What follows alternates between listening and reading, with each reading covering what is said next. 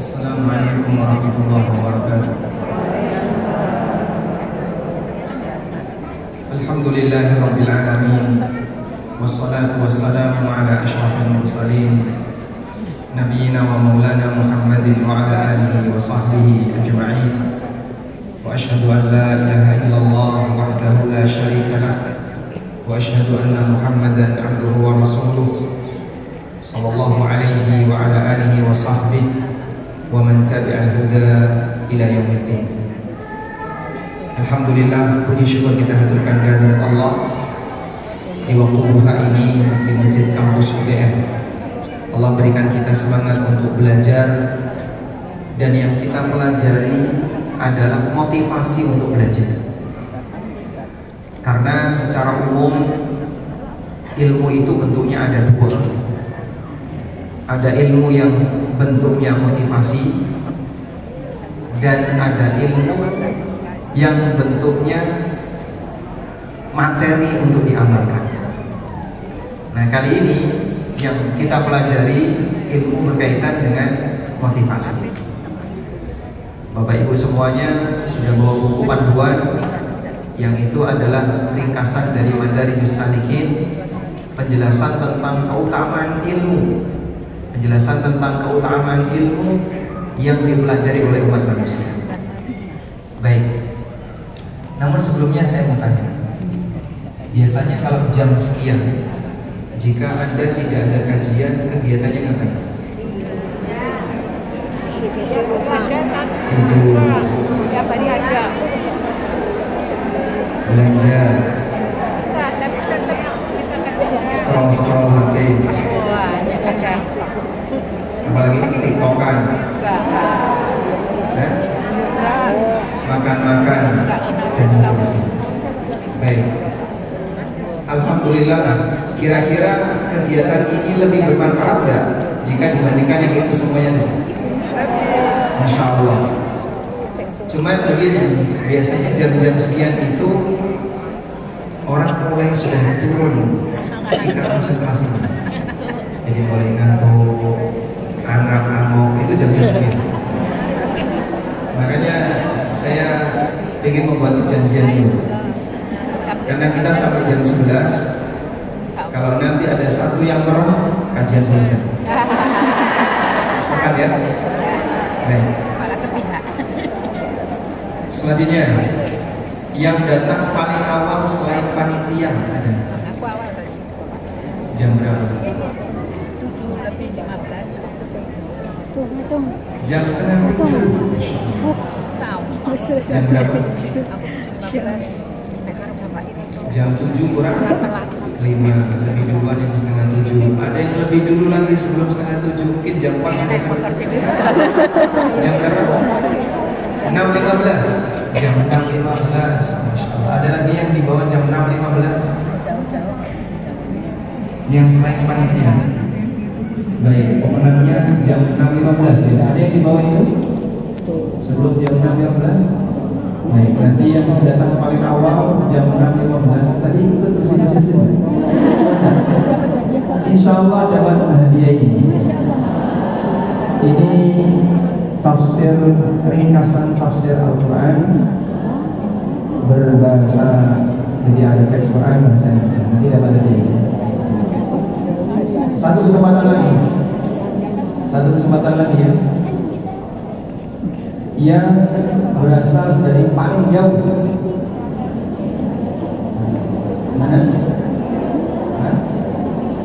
Turi. Ada yang tunduk, ember, turgo. Belakangnya mana? Saya nggak dengar. Sedangkan bagian Klatennya putih.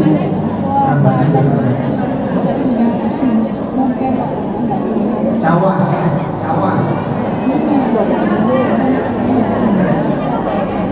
Jakarta.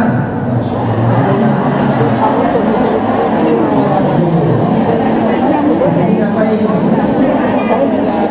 Ikut kajian dari Jumat ya. Dari Kamis. Ada ada kegiatan-kegiatan yang lain. Yang datang ke sini dari paling jauh hanya untuk tujuan ini. Jadi, pulang-pulang. Begitu. Solo.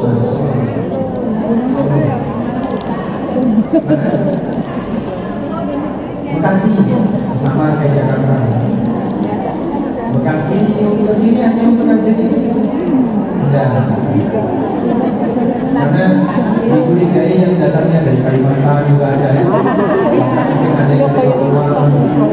Tapi tujuannya tidak hanya untuk kajian. Tapi ini yang kesini hanya untuk kesini. Baik, yang dari Solo kemana? Dari Solo ya. Nanti hadiah boleh diambil dari panitia. Sekarang silakan Anda buka mulai halaman 38. Halaman Karanganyar. Iya, lebih jauh lagi. Baik, Karanganyar yang mana? Solo sama Karanganyar kan lebih jauh ke Karanganyar. Kita lanjutkan. Sekarang kita mau bahas, silakan dibuka halaman 38. Salah satu di antara keutamaan ilmu adalah bahwa ilmu itu menjagamu. Jika dibandingkan dengan harta,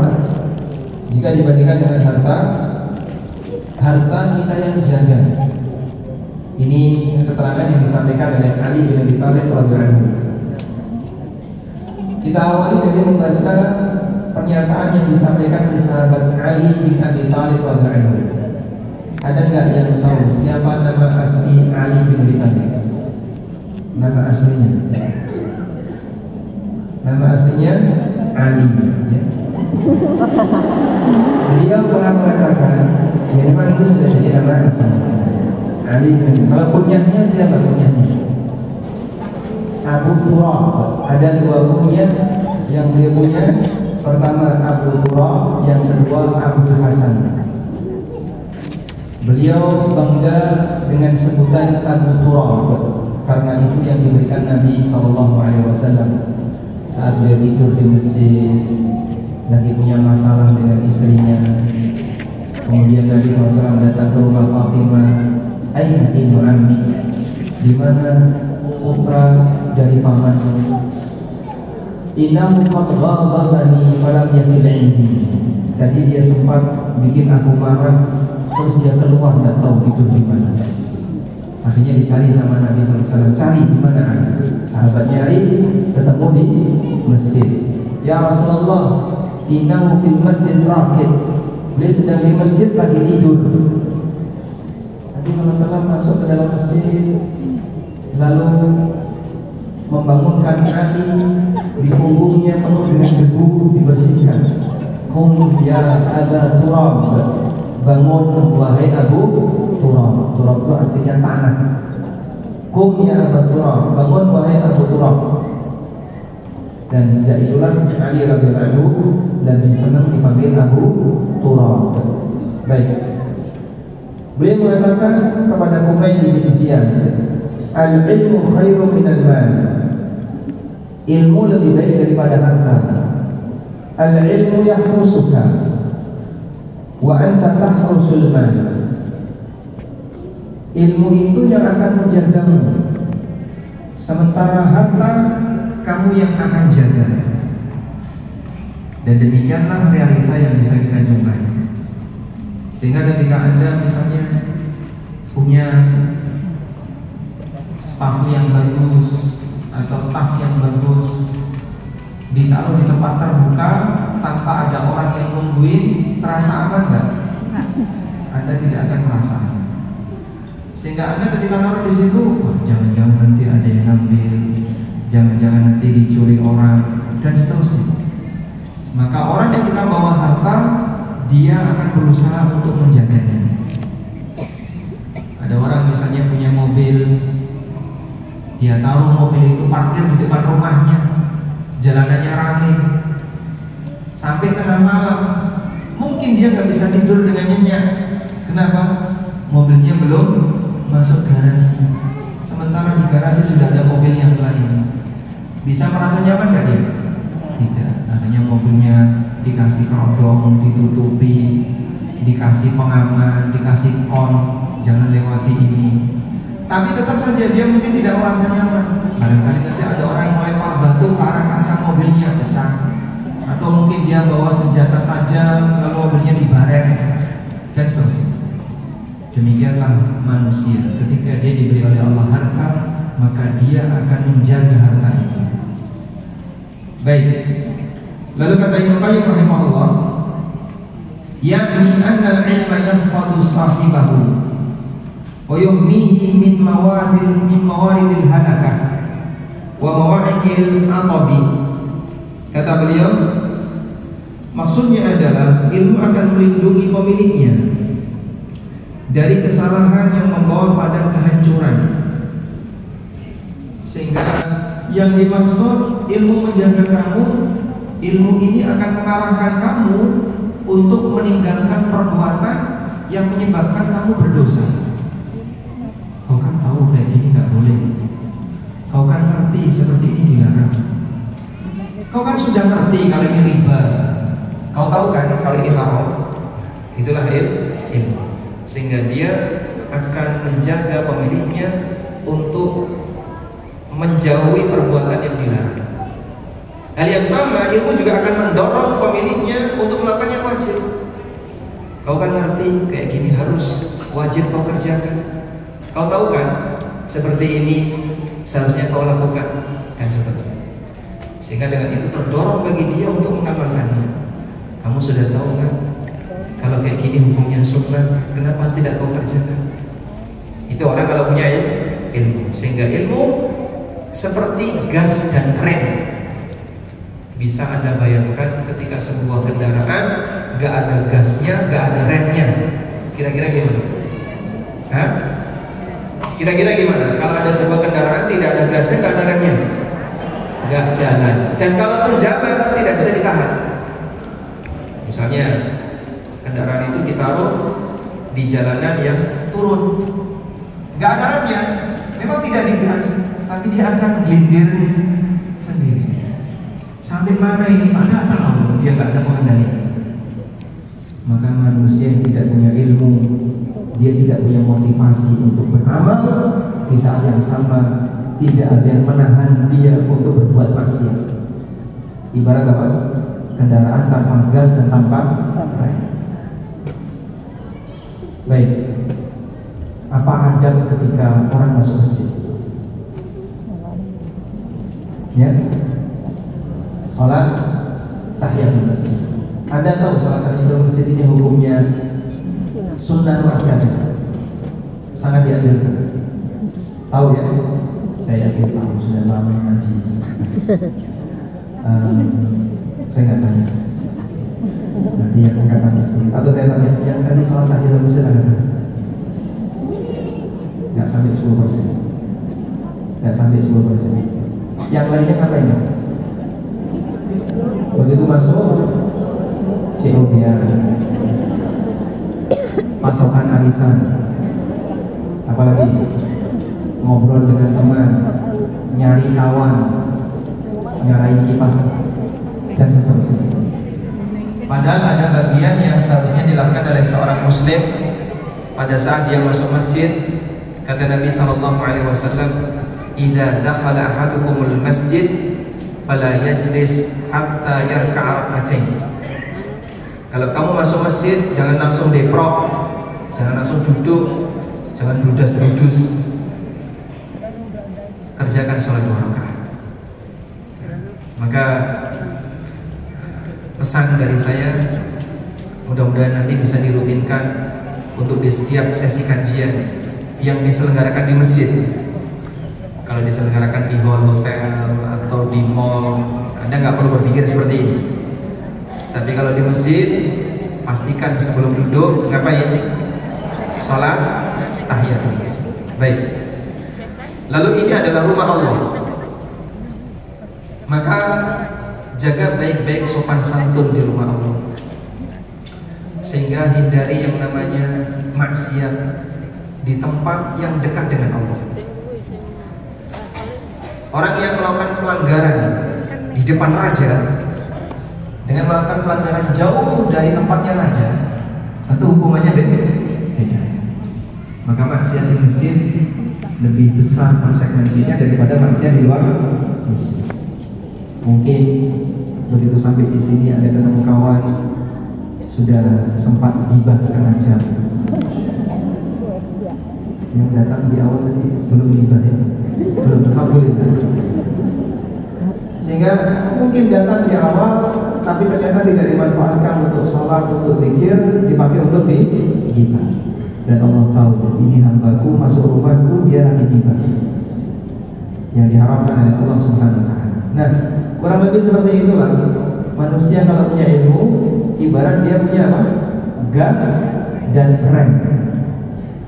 Begitu dia masuk masjid, ilmunya membisikkan dalam hatinya, apa yang harus pertama kali kamu lakukan ketika kamu berada di tempat ini? Nabi SAW bersabda demikian. Oh baik, saya tak sholat tahiyatul masjid, kena gas. Begitu dia kosong, duduk, kajian belum dimulai, tadi ustaz telat datang, ya sudah, ngapain? Bisa zikir, bisa baca Quran, bisa membaca buku yang mau dipelajari. Apa ini? Dia kena gas karena dia punya ilmu. Demikian pula sebaliknya, ketika ada potensi maksiat, ini saya hindari, ini tidak boleh, seperti ini haram. Dia punya rem, sehingga ilmu menjagamu itu seperti gas dan rem. Kendaraan akan bisa berjalan dengan baik dan normal apabila dia bisa ngegas dan bisa ngerem. Maka seorang hamba bisa menuju Allah, melakukan perjalanan menuju Allah dengan baik ketika gasnya berfungsi dan remnya berfungsi. Karena itulah jamaah kepada Allah Subhanahu wa Ta'ala, Allah menggambarkan orang kafir yang tidak tahu aturan seperti layaknya apa? Binatang. Alladzina kafaru ya'kulun wa yatamatta'un kama ta'kulul an'am fannaru maswan lahum. Orang kafir itu makan, menikmati dunia layaknya binatang, sehingga mereka tidak kenal mana rumput halal, mana rumput haram. Kambing bisa nggak bedain? Ini rumput miliknya, ini rumput tetangga, bisa bedain? Nggak bisa. Demikian pula halnya orang kafir, dia nggak bisa bedain ini uang riba atau uang halalan thayyibah, nggak bisa bedain. Sehingga kalau muslim kondisinya seperti itu, maka dia niru-niru orang kafir. Alhamdulillah, dengan adanya forum pengajian, maka kita sedang dididik untuk jadi hamba yang lebih baik. Saya sedang belajar, Bapak Ibu sekalian juga sedang belajar, sebab hidup ini penuh dengan tantangan. Setiap manusia yang hidup ini seperti melakukan perjalanan yang jauh untuk pulang. Dan sebentar lagi kita akan sampai. Yang paling senior usia berapa? Yang paling senior usia berapa? Paling senior. Ada yang usianya 70 ke atas. 70, alhamdulillah. Baik. Anda melakukan perjalanan menuju Allah selama 70 tahun. Kurang berapa tahun lagi? Hah? Tidak ada tahun. Ada yang mungkin di usia 30-an tahun, ada usia 40-an tahun, 50-an tahun. Hakikatnya dia sedang melakukan perjalanan sekian puluh tahun. Yushiku an tablugha, sebentar lagi orang itu mau sampai. Dan kalau sudah sampai di bagian akhir, nggak bisa koreksi yang di belakang. Orang kalau sudah mati bisa nggak bertobat? Nggak bisa. Namun sepanjang dia belum sampai tujuan akhir, dia masih bisa koreksi kesalahan-kesalahan di masa silam. Iya Pak, saya tahu wajib tapi sering saya tinggalkan. Mohon maaf, saya masih sering mendengar ada ibu-ibu punya utang puasa Ramadan itu sampai 10 tahun. haid Ramadan nggak dibayar sampai masuk Ramadan berikutnya. Kemudian Ramadan berikutnya juga mengalami haid lagi, belum lunas dibayar pokoknya sampai masuk Ramadan berikutnya sampai 10 tahun. Ada yang pernah bilang 100 hari tak utang saya. Terus gimana ini Pak? Nggak hilang sampai pokoknya. Boleh nggak pakai fidyah? Tidak bisa. Anda masih sehat walafiat, masih bisa puasa, nggak bisa bayar Mas. Puasa 100 hari. 1 bulan saja pedot, kemudian punya utang 7 hari nggak kebayar. Ada yang kayak gitu? Ada? Nah, ini contoh bahwa ketika dia punya kewajiban tapi belum maksimal untuk menunaikan dan menyelesaikan, dan itu dianggap ringan, padahal semua ini akan ada konsekuensi besar. Hal yang sama ketika seseorang tahu bahwasanya perbuatan ini dilarang, tapi tetap dilakukan. Dalam hadis riwayat Muslim, Nabi SAW pernah mengatakan, ayyuma imra'atin istaqarat famarrat ala qaumi. Ini hadis yang paling menakutkan bagi ibu. Siapapun wanita yang pakai parfum lalu dia melewati sekelompok orang, liyajidu rihaha, biar nanti tercium aroma wanginya, faiyazaniyah, sesungguhnya dia adalah wanita berzina. Itu protes. Komen di IG saya itu, Masya Allah, Ustaz Wahabi. Saya cuma membacakan hadis Nabi SAW. Kamu nggak terima terserah, tapi seperti itu aturannya. Sampai ada sebagian ibu-ibu yang ngasih testimoni, itu Ustaz kami galak banget ya. Nggak tahu penilaian galaknya dari sini. Mau saya juga nggak bentak-bentak, cuma saya sampaikan seperti ini teksnya. Anda kan tahu ini nggak boleh, tapi kenapa tetap dilakukan? Nah, demikianlah gas dan rem yang ada pada diri seorang hamba. Selanjutnya, kualitas ilmu ini akan bertahan jika diamalkan. Saya ulang ya, bahwa pengetahuan ilmu ini, ilmu agama ini akan bertahan dalam diri seorang hamba ketika diamalkan. Tapi kalau yang bersangkutan nggak gubris, tidak pernah mencoba untuk mengamalkan, maka yang terjadi apa? Ilmu itu hilang, pergi dari pemiliknya. Ada satu ungkapan, boleh Anda tulis ya. Jika ilmu itu diamalkan akan bertahan, kalau tidak diamalkan gimana? Hilang, ilmu itu akan pergi. Ada satu ungkapan, Anda boleh tulis. Yahtiful ilmu bil amal in kana fihi wa illa irtahal. Silakan. Disuruh tulis apa? Hah? Itu mana? Yahtiful ilmu, yahtiful ilmu bil amal, yahtiful ilmu bil amal. Masalah dari kiri ini.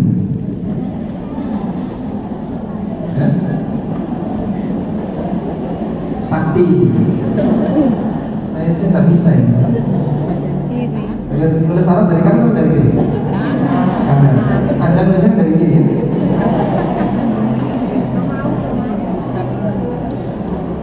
In kana fihi wa illa irtahal. In kana fihi wa illa irtahal. Ilmu selalu membisikkan untuk diamalkan. Jika diamalkan akan bertahan. Ilmu selalu membisikkan untuk diamalkan. Jika diamalkan, dia akan bertahan. Wa illa, dan jika tidak diamalkan, irtahal, ilmu itu pergi.